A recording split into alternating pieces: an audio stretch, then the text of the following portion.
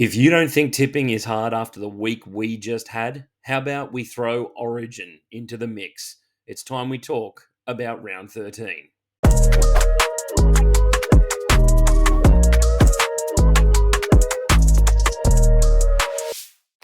G'day, guys, and welcome back to another episode of Tips and Predictions here on The Casual Athlete. I am your host, Burgz, and it is round 13 this week, and we have Origin 1 added to the mix this week, and I'm beyond excited for all the action to unfold this week. But before we get into the tips, just a reminder to like and subscribe to the channel. We bring out so much content each and every week, and we can't do it without your guys' support, so hit that like button and hit subscribe so that you don't miss out on any of our latest content. Now let's go and do what we always do, guys. Let's have a look back at my tips for last week. And I've got to tell you, I didn't get off to a great start in round 12.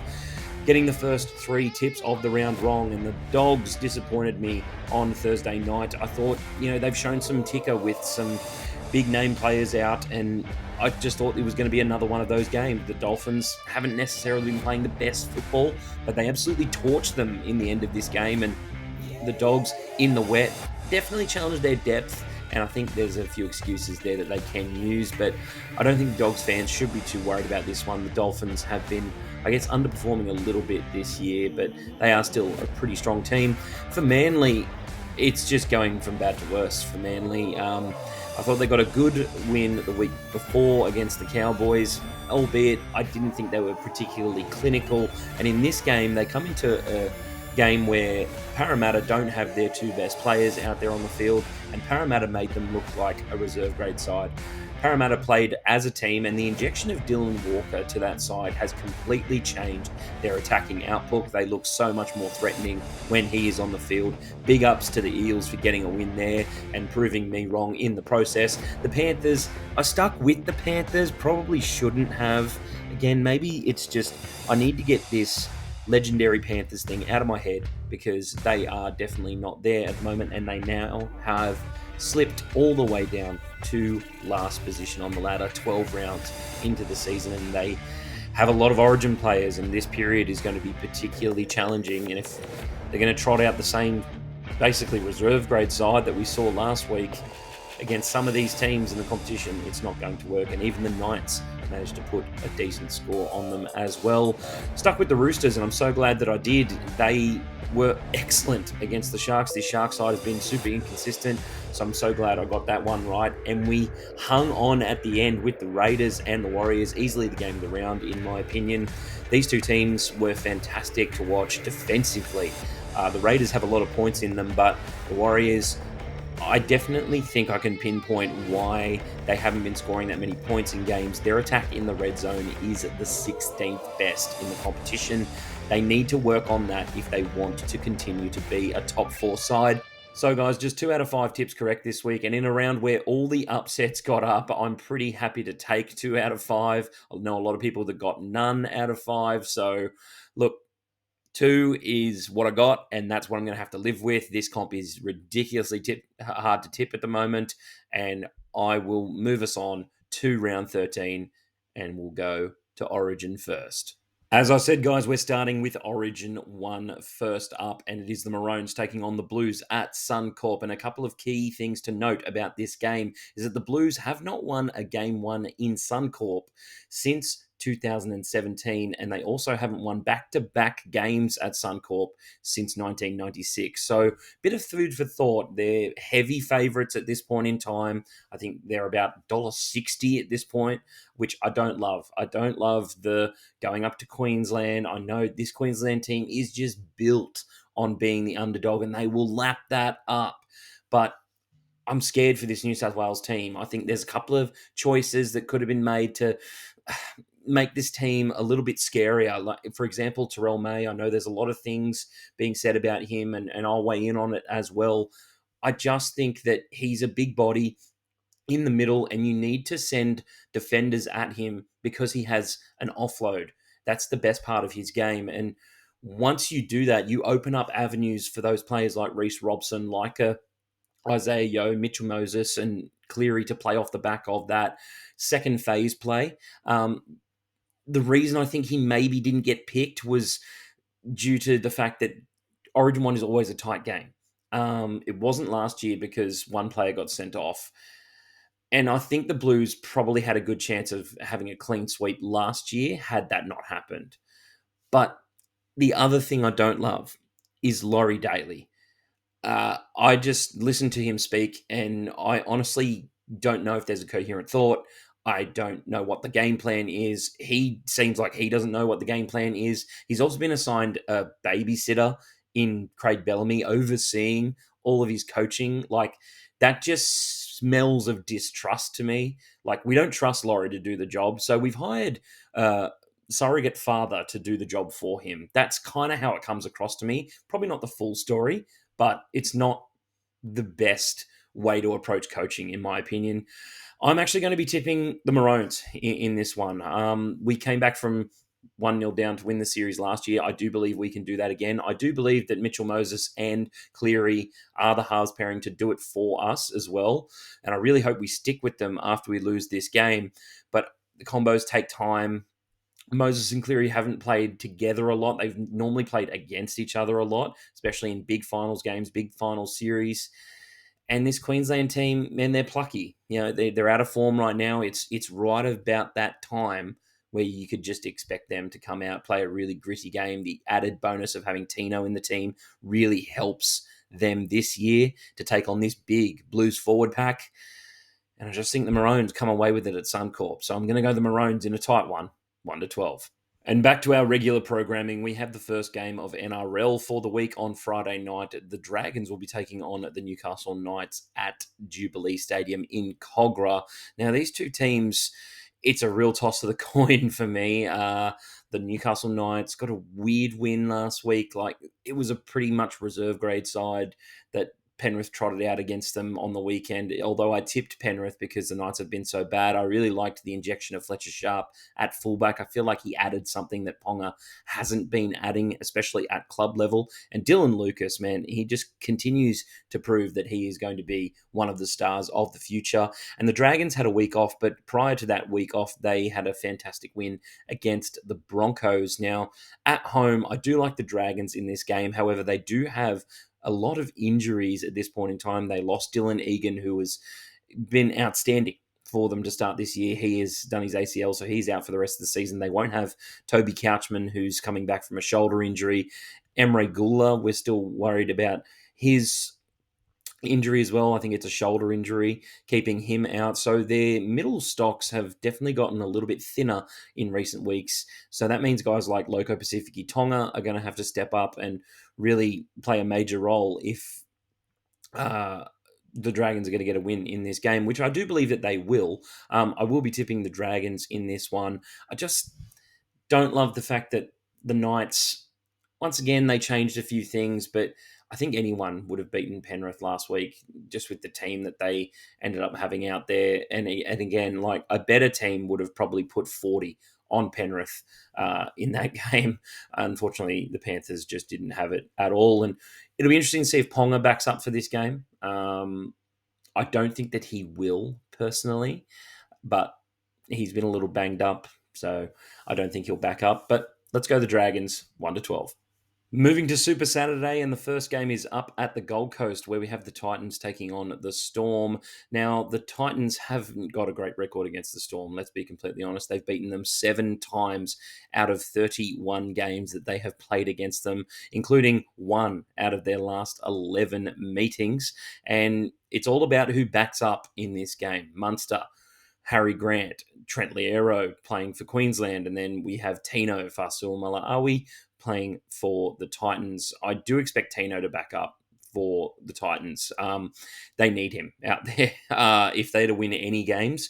The real dichotomy for me is how many players back up for Melbourne. Munster has had a little injury history the last couple of years. Does he back up and possibly risk that? Harry Grant carrying an injury into Origin, hasn't really played a lot of football going into that game specifically. So will he back up as well?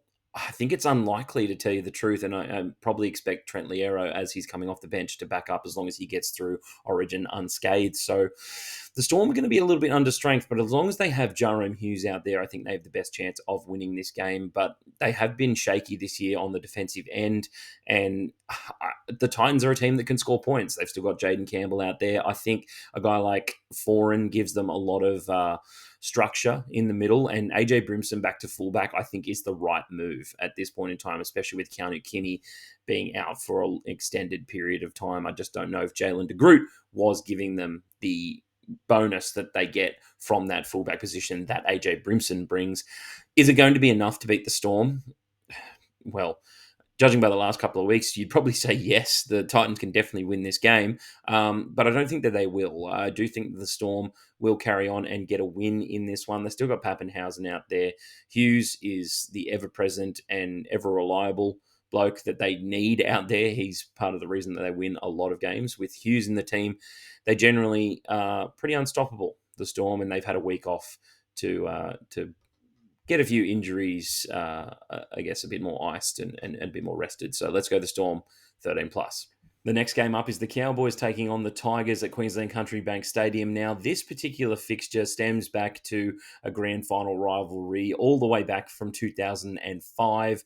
And it's always blowouts aplenty or some very close fixtures. It always brings with it a lot of excitement, this game, especially as a Cowboys fan. I do love it when we play the Tigers. Now, we've also beaten the Tigers the last 3 times that we played them, scoring 40 plus points in each of those fixtures. However, this Tigers side is a little bit different this year, and they don't have any players playing Origin this week, which is huge for them, especially getting a week off to get guys like Appy, Coruscant, a little bit of time to nurse an injury that he's currently been carrying. They're dealing with the Lachlan Galvin scenario at this point in time, though, so there's a bit of off-field stuff for the Tigers, whereas the Cowboys, it's all on-field. They have a lot of players backing up from Origin this week. The Jackson Purdue, Dearden combination has had a week behind closed doors to get a few things right. Can they come out and surprise this Tigers team, who have a lot of points to prove individually? Jerome Luai and Terrell May, those are some guys that possibly should have been picked in the New South Wales team. No doubt they'll want to come out and show the competition, especially the fact that they are losing Galvin, that they don't need him, that they can step up. However, in the one game they did drop him for this year, they got absolutely hammered. I don't think the Cowboys will be at full strength in this game. We're missing Taulungi. We're going to be missing Jason Taumalolo, who's been giving us some pretty good punch in the front row stocks this year. And then we got Cotter, Robson, Dearden backing up from Origin. It's tough for me to see a way for the Cowboys to be at full fitness for this one, and I will think we will start slow. So I think the Tigers go on and win this game up at Queensland Country Bank Stadium. It's not been a happy hunting ground for the Tigers, especially a couple of years ago, and we all know how that turned out, record-breaking margins and whatnot. But I think the Tigers can get this game done, but I think they'll get it done in a tight one. And this Dearden-Purdue combination will show some flashes of good form. But again, it's going to take maybe a month to get that into gear. Let's go the Tigers, 1-12. The last Saturday game is the Manly Seagulls taking on the Brisbane Broncos at Four Pines Park. Now, these two teams come into this one with a massive point to prove. The Broncos had a week off, so hopefully that gives them a little bit of rest, as in their last matchup, they looked tired out there. They looked gassed. I don't know what has gone on from a conditioning standpoint. Hearing a lot of things about the way Madge coaches the team, but they do get Reece Walsh back this week. He's due to come back from his knee injury, and that only helps them with the relationship that he has with Ezra Mam out on the field. They played a lot of junior football together, and we've seen their relationship blossom over the last couple of years. They know each other's game very well, and Reece has always been a better player with Ezra on the field. For Manly, it was an absolute schmozzle last week. A lot of pressure on Seabold at the moment. He needs to get this team up for at least a good performance, because last week, I think, had Lehigh Hopewadi scored that try before he went over the sideline, it could have been a little bit of a different game against Parramatta, but man, they're leaky on defense. having Dylan Walker stroll straight through the line doesn't help. It's not a good look. Turbo, we've seen what a glimpse of like what life is going to be like without DCE in the team as of this week. Turbo can't run that team by himself. He never has been able to do that. He's always been much better at playing off guys like DCE, providing him avenues to be able to utilize his very good skills. But he's not able to use those skills at the moment, or he's not able to fully commit to anything. I think in terms of him risking injury, he looks very ginger still. He's not competing as hard as we've seen Turbo compete in the past. And I think there's just a really dark cloud over the club at this point in time. And it's just the looming threat of DCE leaving. We all know he's leaving, but maybe just get it out of the way and do it now before June 30, if he's going to leave. I know what DCE has done for the club and everything, but right now it's distracting and it's not allowing those players to play their best football. So with that being said, I think the Broncos have a bounce back this week. I know I've said that a couple of times about the Broncos, but this week I truly believe that they can go out there and get a victory against Manly. Manly are just all over the shop at this point in time. But as we know, that could definitely change. But I'm going to stick with the Broncos in this one, 1-12.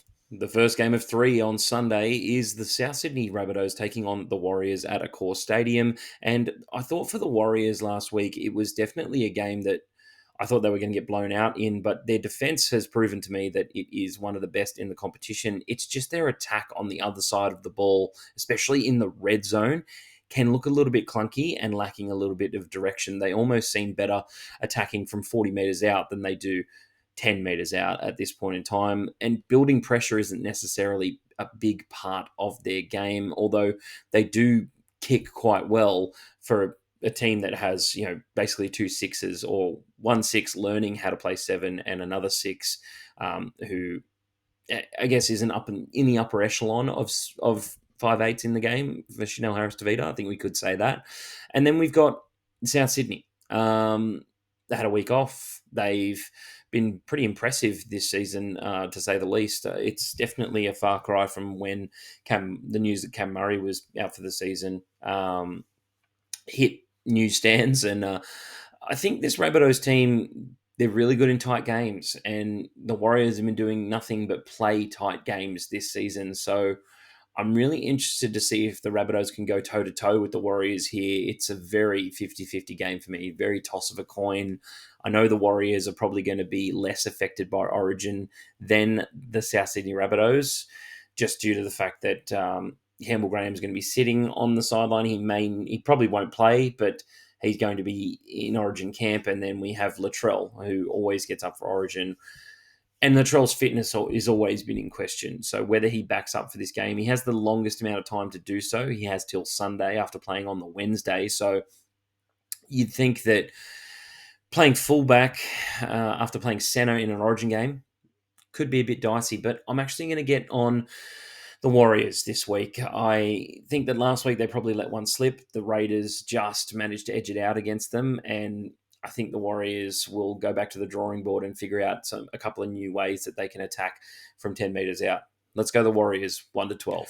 Second game on Sunday afternoon is the Panthers taking on the Eels at CommBank Stadium. So the Panthers will be looking to take home field advantage away from the owners of the house. And I think the early reports about this game are a little bit disrespectful to Parramatta. They're currently outsiders in this one. Not on TBC Live. You guys have definitely caught onto that one. But I think the Eels were fantastic last week. They're finally starting to play like a team. A lot of their energy towards the start of the season was really lackluster. They weren't sticking to their tackles. They weren't defending as one. And then when Moses came into the side, it's almost like he was the general out there and gave them a lot of direction. And the best thing about it is, last week, they didn't have Moses, and they carried that same mentality into their game against the Seagulls, and they came out very deserving victors in the end, probably bombed a few tries as well. So the scoreline could have gotten a little bit leery for the Seagulls in that one. And I think that's a bit of a problem, though, for Parramatta. They seem to have bombed a couple of tries in recent games. It shows you that they can definitely attack with the ball. And Josh Addo-Carr's had a recent resurgence of form as well. He's been fantastic. Sam Rani was outstanding. Joash Papali'i was good after Will Penasini went off as well. So they've got some really young talent. And Iyongi, I'm disappointed that he's a Queenslander because I actually think that out of the fullbacks that you could have selected for Queensland, you know what? If he wasn't as small as he is and as inexperienced as he is, I might have thrown him in there for Queensland, to tell you the truth, if I was picking the team, because he seems to be the one in the best form at this point in time. Penrith, on the other part of the coin, they just don't have the depth anymore. That's plain and simple, as bad as it is. They've had a lot of guys picked for Origin as well, which doesn't help, just purely because those players individually by themselves are fantastic players and they've proven it at Origin level before. So why not give them another shot? But I don't know if that changes again this week. If Lomax and Moses get through the game, I expect them to back up for Parramatta. And Penrith have generally rested guys during Origin. They've had the luxury of being able to do that. They do not have that at the moment. They are in a do or die scenario right now. They need those players to come back from Origin and back up and win this game. But I just don't think that they will. I'm going to go the Parramatta Eels to win this game. I just feel like the last few weeks there's a bit of mojo about Parramatta. Dylan Brown's definitely found his confidence, his voice out there, which has certainly helped the team. And Dylan Walker's been an outstanding acquisition for them mid-season. Great work from the Parramatta office for that one. So let's go Parramatta, 1-12. Last game of the round has match of the round written all over it, and I'm surprised that these two teams have been shifted over to the 6 p.m. slot on Sunday. It is the Sydney Roosters taking on the Raiders, two teams that are in some pretty decent form, especially based on last week's performances. Both teams grabbing a win and both different circumstances. The Roosters absolutely blew out a Sharks side, and they were fantastic in doing so. They had so many players out, and Teddy really led the team around the park. Geez, he's playing some fantastic football at the moment, and I'm a little bit surprised they didn't pick him for Origin, considering he is in better form than Dylan Edwards, and I think he did enough to earn that Blues jersey. He would have been my fullback for Origin 1, but you have to go with the incumbent sometimes, and unfortunately Teddy misses out, but he's doing great things at the Roosters, and you could say the exact same thing for the Raiders right now. They are easily the surprise packets of the season, them and the Warriors, the team that they beat last week. Considering everyone had the Raiders as spooners going into this season, they've definitely proved a lot of people wrong. And it's more from the sense of there's a lot of players in that team maturing at the moment. Seb Chris is looking outstanding. Matt Tomoko is taking a step up, and those are two great centers for them. And the thing that helps them is that they don't have any players coming back for Origin this week, whereas the Roosters will have to have I think it's five players back up for Origin if they are going to come into this one at what would be mostly considered full strength, as it were. I think the Raiders get a win here. The Roosters have been a little bit inconsistent this year. Yes, they put on a clinical display with a very understrength side last week, but this Raiders team is very different to the Sharks. I think the Raiders, they play a power game. They rely a lot on Corey Horsburgh, Tarpanay to carry the ball. I don't love their discipline at times, those guys, but I think that if the Raiders don't give too much of a lead away, again, they had to come back from 8-0 down against the Warriors as well, then they can stay in touch with this game and they have plenty of points in them to rival that of the Roosters. So let's go the Raiders, 1-12.